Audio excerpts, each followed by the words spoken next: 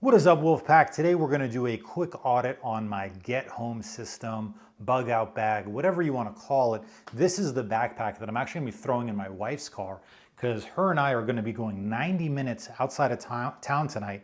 And so I wanted to do a quick audit on the overall system and figured I'd bring you along with me, use this as an opportunity to go through the 10 C's of survival, including the cutting, combustion, cover, bunch of other stuff inside this system, walk you through how I think about a get home bag, hopefully give you some ideas on how to update and improve your bag, and then we'll be able to go through the entire system overall and make sure that we are ready to go. Additionally, leave a comment, subscribe, because once we hit 10,000 subscribers, we're going to be giving away a brand new SE4. We've already given out maybe 5 or 10 of these to a bunch of our subscribers. Once we hit 10,000 subscribers, we're going to give away a brand new SE4, as well as over a few $100s worth of survival goodies, many of which is in this bag. All you got to do is subscribe and leave a comment. So as you can see here, I grabbed the very first thing. Honestly, the number one thing that you can have is a cutting knife. With a cutting knife, you can start a fire, you can create a shelter, you have self-defense, you've got everything all compact, ready to go. The one thing that I'd probably do is just add a fire steel to this system. But other than that, I mean, the SE4, even the old school version, is still one of the best survival knives of all time. You've got 3/16 worth of steel, strong enough to baton, but fine enough where you can create a feather stick. Really solid knife. Really happy. Probably the only thing that I'd probably improve is probably the sheath itself. Once again, I'd probably add a fire steel to this. I'm a big fan of the Morris system exactly for that exact reason. So that's the first thing, is I'm throwing this on the hip if for whatever reason we needed to do this. Number 2 is the fanny pack. The fanny pack always stays on you because if for whatever reason you had to break contact with your main bag, you have this always on your hip, and it's going to have some of your most critical items. And so what are some of those critical items? Number 1, headlamp. This is your candling device. Super lightweight, super compact. You can see here that it flips and locks in place. You've got this ultra light headband in order to be ready to go. The coolest thing about this is that it not only has your white light, but it also has your red light. And so you have the red light system so you can maintain your night vision even in those systems, but you can keep this thing locked in, ready to go. Super lightweight, fits in your pocket. Next thing, combat clotting sponge. Of course, everyone wants to grab a tourniquet. The tourniquet's the go-to, but what if you got hit in the groin? What if you got hit in the armpit? These are things that a tourniquet just can't handle. And so actually, my favorite is sometimes the go-to, the clotting sponge, or to be honest, even just regular gauze. You put this in your back pocket. Tourniquet's bulky. It's got a lot of bulk to it, whereas the clotting sponge can do just as effective at stopping the bleed. And you can end up using it in a multitude of areas that a tourniquet can't reach. And the best part about it is it fits inside of a fanny pack. Bug spray. I know this is not an essential, but it's a comfort. And if you've ever slept outdoors, you know how annoying it is when you've got mosquitoes attacking you and you just can't get a good night's sleep. And so surprisingly, I think this is one of the most important things. I consider this part of cover because it's essentially creating an invisible barrier between you and the outside elements. The one-handed Trekker, probably my favorite pocket knife. I mean, absolutely fantastic. It's got a reversed serrated blade, so you can actually cut cordage, you can cut some branches, you got a little bit of mini saws, but then you've got the actual flat blade closest to you, so you can still feather stick, you still have control, you can still do your things. In addition to that, you've got a proper 3-inch saw. So you've basically got a Bugout Laplander in your pocket. I mean, absolutely fantastic. I mean, you could take down 1/2-inch branches, 1-inch branches, maybe even 2-inch branches if you really wanted to. And the best thing about this is it'll strike on your fire steel, no problem. Super good, awesome piece of kit. Big fan. Got a bunch of other things. Probably the only thing that I would replace is maybe the toothpick. Let's see here. Where is the toothpick? Oh, this version actually doesn't have the toothpick. So there's one version of the one-handed Trekker, which is in my truck, that has a toothpick, and I'll replace that version with there's a thing on Amazon, and I'll put that in the description, where it'll actually replace it with a mini fire steel. So now you've got everything ready to go, all in your pocket. Speaking of fire, the Bic, the trusty Bic. 100%. And I know you can always remove the safety from this, but I leave that on just because I don't want to lose too much.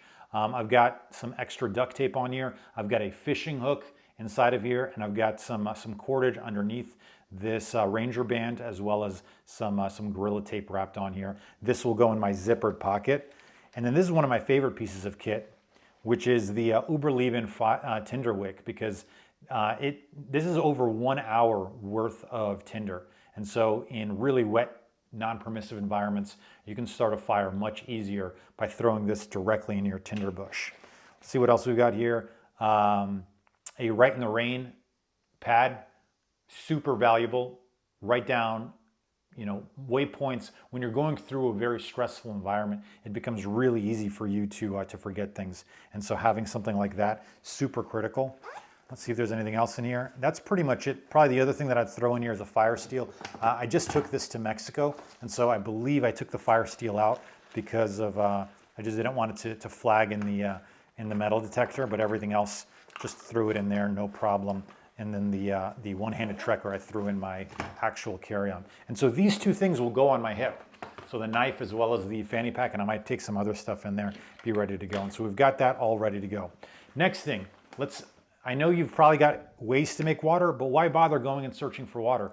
Throw an old water bottle in there. I use Smart Water. It's got some electrolytes, I think, built into it. Throw it in here, no problem. You've got water ready to go. You're not needing to search for water in a get home or bug out scenario. My favorite compact water filter, the Katadyn Be-Free. Super compact. It does 1 liter. You can self-choose. You can self-test whether it continues to filter. It works really, really well, and it's a great 1-2 combo where the two of those, you can end up using the 1 liter Smart Water. You can end up scooping this into a stream, maybe using your cotton bandana to get rid of some of the muck and goodies, and then squeeze this right into the other water bottle, and you've got more than 1 liter worth of clean water, no problem. And I've got 2 of these because I love them so much. And so if you're using, just an extra thing of water, so you've got basically the capacity for 3 liters worth of water, all built in right there. See if there's anything else. Oh yeah, more bug spray. Big fan. And this stuff is DEET free, so it just smells like lemon eucalyptus. Not overly overpowering, but it does a great job. I've used this all over from Costa Rica to Seattle. Always works really, really well for annoying flies as well as mosquitoes. Let's just continue to look through the outside. Some Element. This is actually an old version of Element, and so you can combine this with this.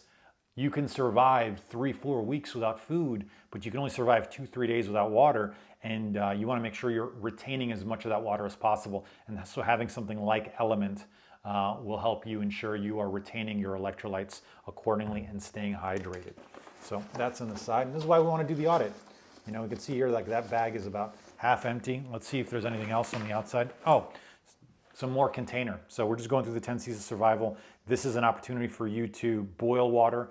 This is a single walled stainless steel clean canteen filter. And so you can drop this right into a fire, get it to a roaring boil, wait for it to cool, and then pour it into one of your other containers or drink it straight from here.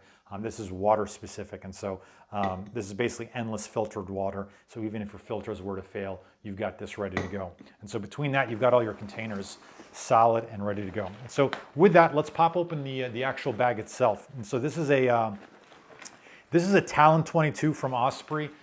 Just looks like a regular bag, nondescript. It's not overly tactical. If you threw this on your backpack, no one's going to really look at it. Super lightweight. I think this bag is maybe less than 15 pounds with all the gear inside of it. And so you don't want to have a bag that's just going crazy. It's got a ton of extra gear. You want it to be solid, ready to go. And so let's actually pop open some of this stuff. So one of the things that I've got here, this is a GSI, just if you wanted to have another container in order to boil water, you've got that ready to go.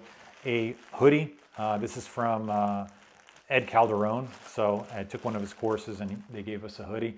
And so this little beanie will keep you warm. Beanies will do a surprisingly good job of keeping you warm in the middle of the night. I've slept in single-digit degree weather when I was not prepared. And honestly, the beanie is probably the only reason I got a semi-decent sleep. Let's take a look at some other potential. So you've got this, which is a Hydroactive Max. I used to live in Texas where it would be super hot, and actually what we're trying to do is not get too cold. We're actually trying to avoid the heat. And so you can actually pour this in a stream, get some cool water, put this around your neck, and it'll actually make it feel like you're 10 degrees cooler than the outside air, which is excellent when the sun is bearing down on you. And so I'll keep that there.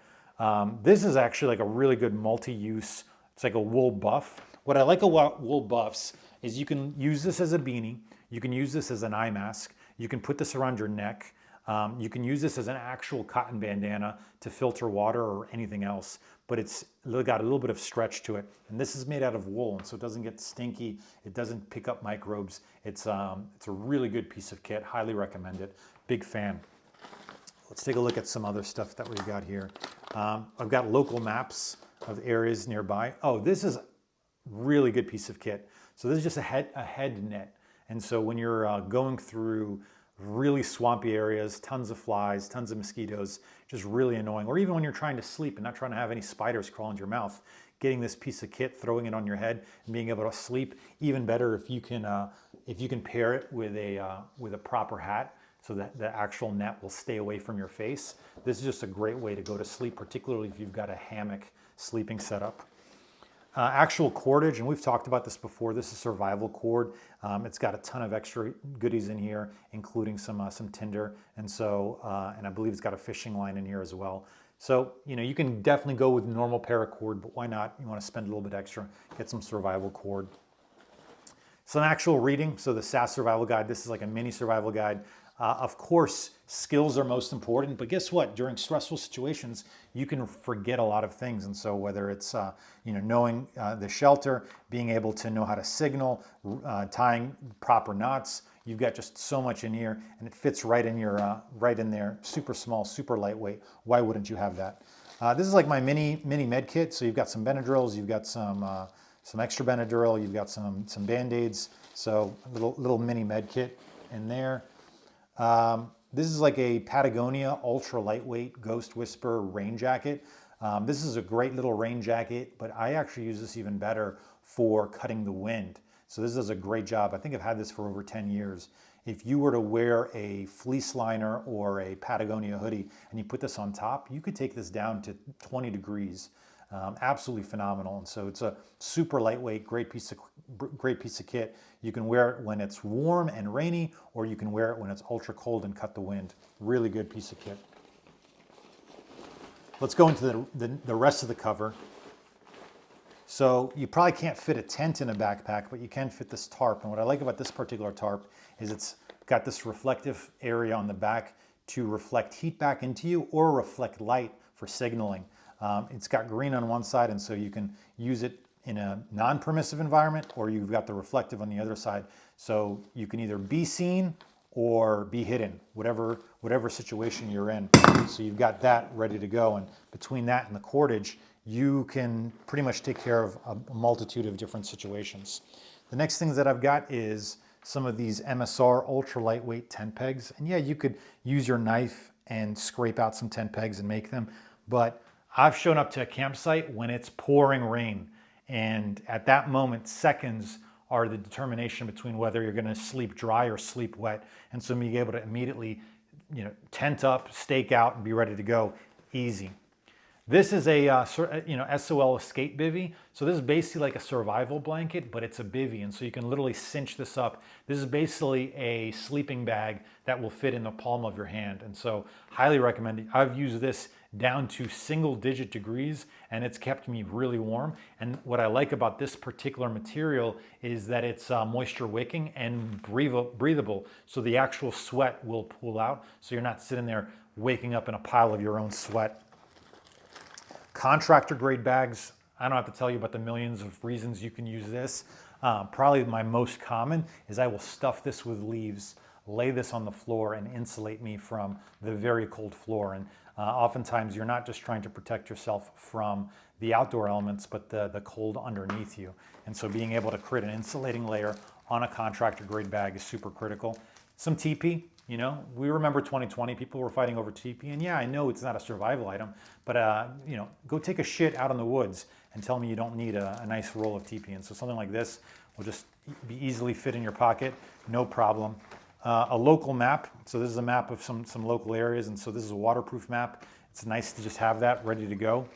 The Bugout Laplander, as we mentioned earlier, this is probably one of my favorite pieces of kit. This thing will just absolutely chew up wood. I mean, absolutely so comfortable.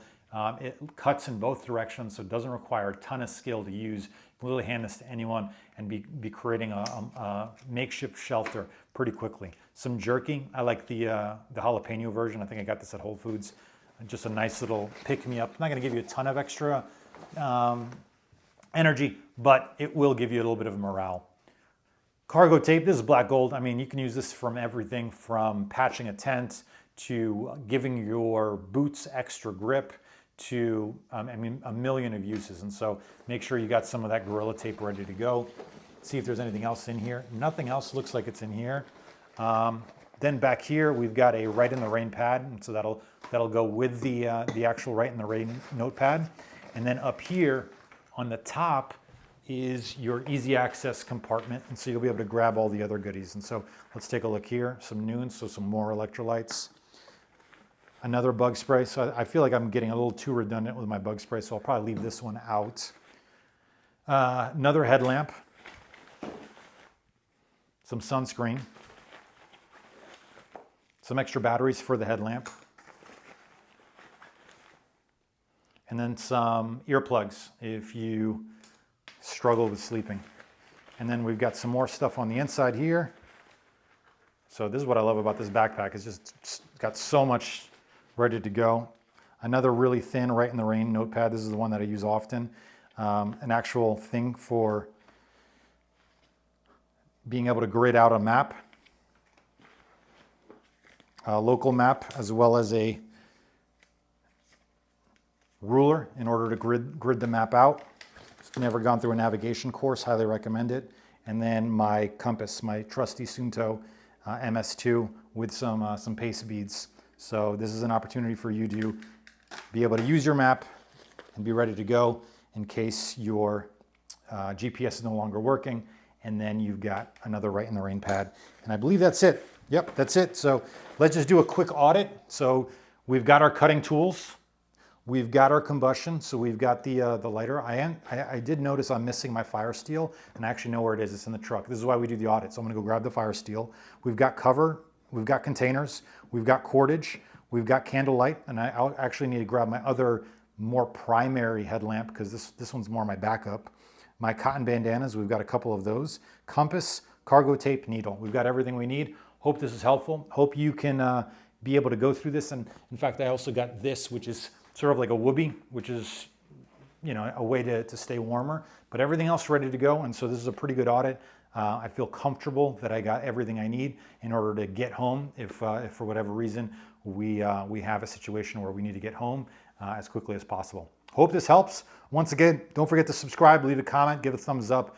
You know, YouTube doesn't like this type of material, and they do a good job of censoring much bigger accounts. And I know I'm a smaller account, and so let's do whatever we can to support the community. Let's give everyone thumbs ups, and let's let YouTube know, hey, we want this type of material on YouTube, and we want to see it. So hope all is well, and looking forward to sending out a brand new Esee 4 to one of the lucky subscribers. Thanks, y'all. Cheers.